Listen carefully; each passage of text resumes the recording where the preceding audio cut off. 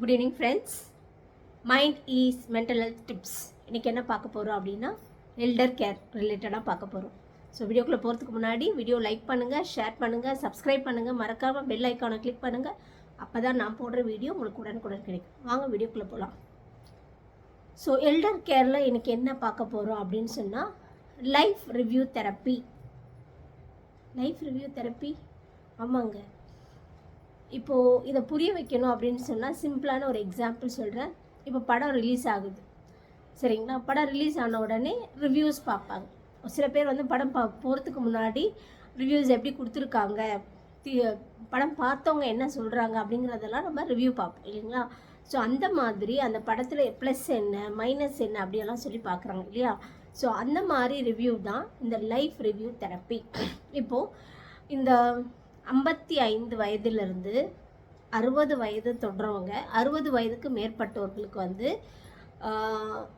Life எல்லாமே கற்றுக் கொடுத்துருச்சு, லைஃப் முடிஞ்சிருச்சு அப்படின்னு நினச்சிட்டு அவங்களுடைய லைஃப்பை வந்து சாதாரணமாக ஒன்றுமே இல்லை இனிமே அப்படிங்கிற ஒரு ஃபீலில் வாழக்கூடிய மக்களை நம்ம நிறைய பார்க்குறோம், சரிங்களா? இப்போ அவங்களுடைய லைஃப்பை எப்படி நம்ம ஸ்ட்ரென்தன் பண்ணுறது அப்படின்னு சொன்னால் இந்த லைஃப் ரிவ்யூ தெரப்பி நல்லா யூஸ்ஃபுல்லாக இருக்கும் அப்படிங்கிறத நம்ம புரிஞ்சுக்கணும். இதுக்கு இன்னொரு பேர் இருக்குங்க, லைஃப் ரிவ்யூ தெரப்பி அப்படின்னா அது ரொம்ப சிம்பிள், டாக் தெரப்பி அப்படின்னு நம்ம சொல்லுவோம். ஓகே, இந்த டாக் தெரப்பி அப்படிங்கிறது யார் ஐடென்டிஃபை பண்ணாங்க அப்படின்னு சொன்னால் பட்லர் அப்படிங்கிறவர் ஐடென்டிஃபை பண்ணுறாரு. ஸோ அவர் நிறைய ரிசர்ச் பண்ணி இது ரொம்ப இஃபெக்டிவாக இருக்குதுன்னு சொல்லி நமக்கு எடுத்துக்காட்டாக சொல்கிறார், சரிங்களா? நாங்களும் நிறைய இந்த டாக் தெரப்பி பண்ணியிருக்கோம், அந்த பெனிஃபிட்ஸை கண் கூட நாங்களும் பார்த்துருக்கோம். ஸோ அதனால தான் இன்றைக்கி எல்லாருக்கும் பயனுள்ளதாக இருக்கணும் அப்படிங்கிறத இந்த வீடியோ மூலமாக நான் உங்களுக்கு பதிவு பண்ணுறேன், சரிங்களா? ஓகே, இப்போது இந்த லைஃப் ரிவ்யூ தெரப்பினா என்ன அப்படிங்கிறத டீட்டெயிலாக உள்ளே போய் பார்க்கலாம். ஸோ லைஃப் ரிவ்யூ தெரப்பிங்கிறது ரொம்ப சிம்பிள், யார் வேணாலும் பண்ணலாம். ஓகே, அது எப்படி பண்ணணும்? இப்போ தெரப்பிஸ்ட் அப்படின்னும் போது அவங்க அதை ஒரு டெக்னிக்கை யூஸ் பண்ணுவாங்க.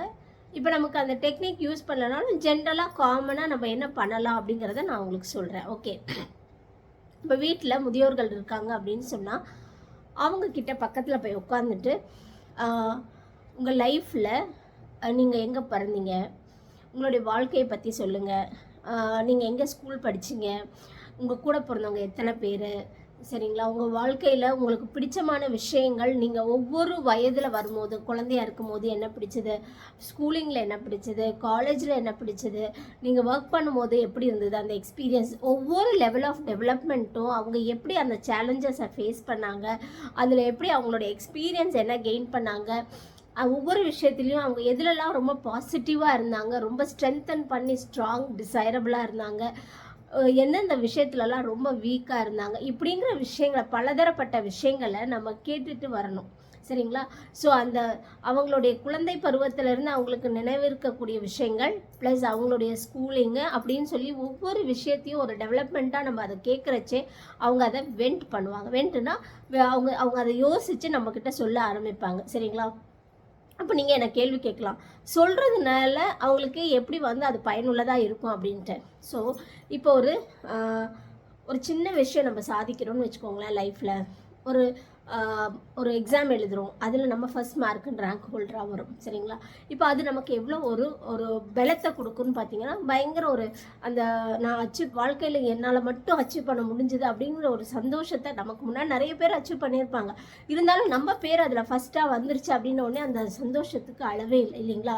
ஸோ அதே மாதிரி தான் நடந்த விஷயங்கள், அந்த வாழ்க்கையில் அந்த தருணத்தை நம்மளால் எப்படி மறக்கவே முடியாதோ, ஒவ்வொரு தருணத்துலேயும் நம்ம அதை யோசித்து நான் ரேங்க் ஹோல்டராக வந்தேன் அப்படின்னு நம்ம அதை பெருமிதமாக நம்ம எப்படி சொல்லி நம்ம அதை வந்து நம்மளே செல்ஃப் மோட்டிவேட் பண்ணிப்போமோ, அந்த மாதிரி தான் இந்த லைஃப் ரிவ்யூ தெரப்பி அந்த ஓல்டர் பீப்புள், முதியோர்களுக்கு வந்து ரொம்ப பயனுள்ளதாக இருக்குது, சரிங்களா?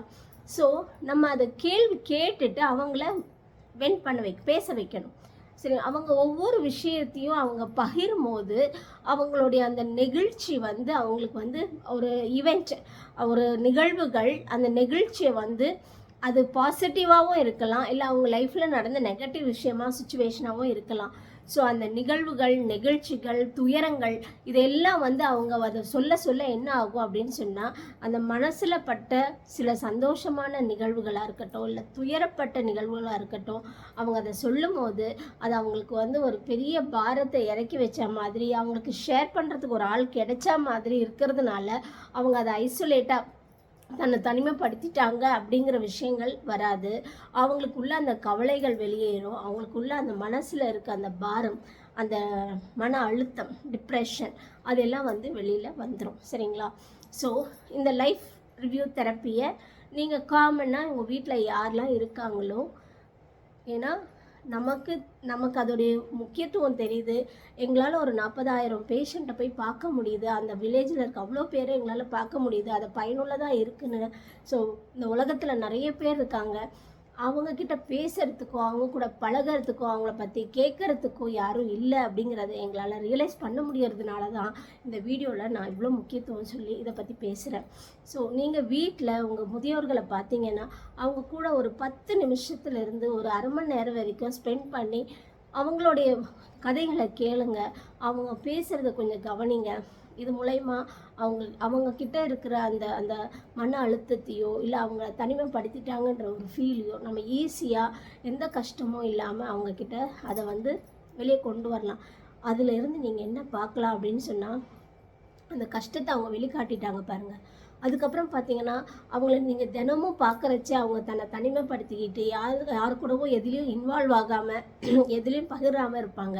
ஆனால் இதெல்லாம் நீங்கள் பண்ணதுக்கப்புறம் பார்த்தீங்கன்னா, அவங்க ரொம்ப காமனாக எல்லாருக்கூடையும் நம்மக்கிட்ட இருக்க ஸ்ட்ரென்த்தை விட, நம்ம ஏஜுக்குள்ள ஸ்ட்ரென்த்தை விட அவங்களுக்கு ஒரு ஸ்ட்ரென்த் அதிகமான மாதிரி இருக்கும். அவங்க கொஞ்சம் ஆக்டிவிட்டியில் இன்வால்வ் ஆகிறத நீங்கள் கண்டிப்பாக பார்க்கலாம். ஒரு உதாரணத்துக்கு சொல்கிறேன். ஒரு அம்மா வந்து அவங்க பையனை ரொம்ப கஷ்டப்பட்டு வளர்த்துருக்காங்க. அவங்களுக்கு ஒரு 13, 14 வயசில் கல்யாணம் பண்ணி ஒரு வருஷமோ 2 வருஷத்துலேயே வந்து அவங்க வீட்டுக்கார் வந்து இறந்து போயிடுறாரு. ஒரு ஆக்சிடெண்ட்டில் இறந்து போயிடுறாரு. அதுக்கப்புறம் அந்த அம்மாவுக்கு எதுவுமே தெரியாது. அவங்களுக்கும் வந்து அப்பா அம்மா சீக்கிரமாக இறந்து போயிடுறாங்க. ஸோ வாழ்க்கையில் துயரத்தை மட்டுமே அவங்க சந்திக்க வேண்டிய நிலைமையில் அவங்க தள்ளப்படுறாங்க. ஆனால் வாழ்க்கையில் போராடணும்னு சொல்லி அவங்களுக்கு தெரிஞ்ச வேலைகளை செஞ்சு அவங்க அந்த பையனை எப்படியோ படிக்க வச்சு ஒரு ஆளாக்கணும் அப்படின்னு சொல்லி ஆளாக்குறாங்க. ஆனால் சூழ்நிலை என்ன பண்ணிடுது அப்படின்னு சொன்னால், அந்த பையன் வளர்ந்து வரும்போது அந்த பையனுக்கு வந்து பழகிற ஃப்ரெண்ட்ஸ் மூலமா ஒரு கெட்ட பழக்க வழக்கங்களுக்கு தள்ளப்படுறான். ஸோ அவனுக்கு வந்து ஒரு அம்மா நம்மளை கஷ்டப்பட்டு வளர்த்துருக்காங்க, நம்மளை இந்த அளவு கொண்டு வந்திருக்காங்கன்ற எந்த கவலையுமே இல்லாமல் அவங்க வீடெல்லாம் வாங்கி எல்லாமே பையன் எப்படி வாழணுமோ அந்த வசதியெல்லாம் பண்ணி கொடுத்து கூட அந்த அம்மாவுக்கு அந்த ஒரு வீட்டில் ஒரு தனி இடத்த கூட கொடுக்காம அவங்க யாரோ ஒரு லேண்டில் ஒரு சின்ன குடிசையில் அவங்க ரொம்ப கஷ்டப்பட்டு வாழ்ந்துட்டு இருந்தாங்க. அவங்களுக்கு இந்த தெரப்பி கொடுத்தோங்க. நம்ப மாட்டீங்க, எனக்கு யாருமே இல்லை, இனி நான் வாழ்கிறது வேஸ்ட்டு, இதுக்கப்புறம் நான் வாழ்ந்து என்ன பண்ண போகிறேன், என்ன நீ எப்படி இருக்கேன்னு கேட்கக்கூட ஆள் இல்லாத போது நான் ஏன் வாழணும் அப்படின்னு சொல்லிட்டு ஒரு 1.5 மணி நேரம் அவங்க கூட நாங்கள் பேசியிருப்போம். அந்த 1.5 மணி நேரத்துக்கு அப்புறம் அந்த அம்மா சொன்ன பதில், வாழ்க்கையில் எவ்வளோ சாதித்த எனக்கு இதுக்கு மேலும் என்னால் தனியாக வாழ முடியாதுன்னு நான் ஏன் யோசித்தேன், என்னுடைய பலத்தை நான் வந்து யோசிக்காமல் போனேன், நான் ஏன் இப்படி கவலைப்பட்டுட்டே இருந்தேன், இனிமேல் பாருங்கள் நான் எப்படி தனிச்சையாக நின்று நான் இன்னும் என்னால் வாழ முடியுங்கிறத நான் காமிக்கிறேன் அப்படின்னு அந்த 62 வயசு ஆன அந்த அம்மா அவ்வளோ மன தைரியத்தோடு பேசும்போது நிஜமாக இன்றைக்கி நினச்சா கூட நமக்கெல்லாம் வந்து அது புல்லரிக்குது.